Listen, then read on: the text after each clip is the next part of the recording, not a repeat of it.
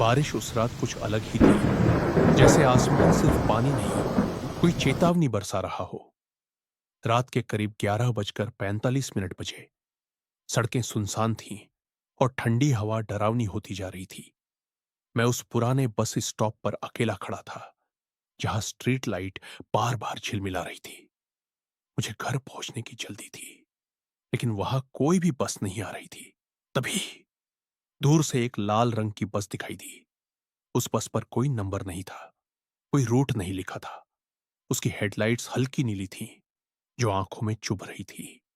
बस धीरे धीरे मेरे सामने आकर रुकी। दरवाजा अपने आप खुल गया।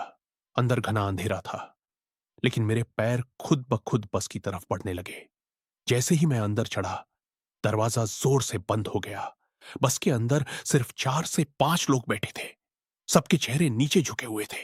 कोई भी हिल नहीं रहा था, जैसे समय वहीं रुक गया हो। मैंने कंडक्टर को ढूंढा, लेकिन वहां कोई नहीं था। ड्राइवर दिख रहा था, लेकिन उसका चेहरा सिर्फ एक धुंधली परछाई था।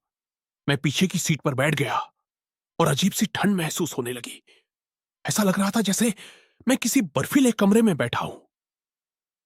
खिड़कियों पर बारिश तेज हो गई थी, लेकिन बूंदें उल्टी दिशा में बह रही थी, जैसे समय उल्टा चल रहा हो। मैंने बगल में बैठे आदमी की तरफ देखा। उसका चेहरा पूरी तरह सफेद था, आंखें बिना पलक झपकाए सामने टिकी थीं। मैंने धीरे से पूछा, भाई साहब, ये बस कहां जा रही है? कोई जवाब नहीं मिला। तभी अचानक स्पीकर से एक आवाज गूंजी, अगला स्टॉप, आखिरी पड़ाव। मेरे शरीर में सिहरन दौड़ गई। मैंने खिड़की से बाहर देखने की कोशिश की, लेकिन बाहर सिर्फ अंधेरा था। ऐसा अंधेरा जो सब कुछ निगल ले। तभी मेरी नजर एक टूटी हुई शीशे पर पड़ी। उसमें मेरी परछाई दिख रही थी, लेकिन पीछे एक और आकृति खड़ी थी। मैंने तुरंत पीछे मुड़कर देखा, कोई नहीं था। फिर से शीशे में देखा। आकृति अब मेरे और पास आ चुकी थी। उसका चेहरा जला हुआ, आंखें काली, होंठों पर डरावनी मुस्कान। मैं घबरा गया और दरवाजे की तरफ भागा, लेकिन दरवाजा खुल ही नहीं रहा था। तभी बस अचानक जोर से झटका खाकर रुक गई। लाइट्स एक पल के लिए बंद हो गईं, और जब दोबारा जली, सारे पैसेंजर्स मेरी तरफ देख रहे थे। उनकी आंखें काली थीं और चेहरों पर खून जैसा कुछ बह रहा था।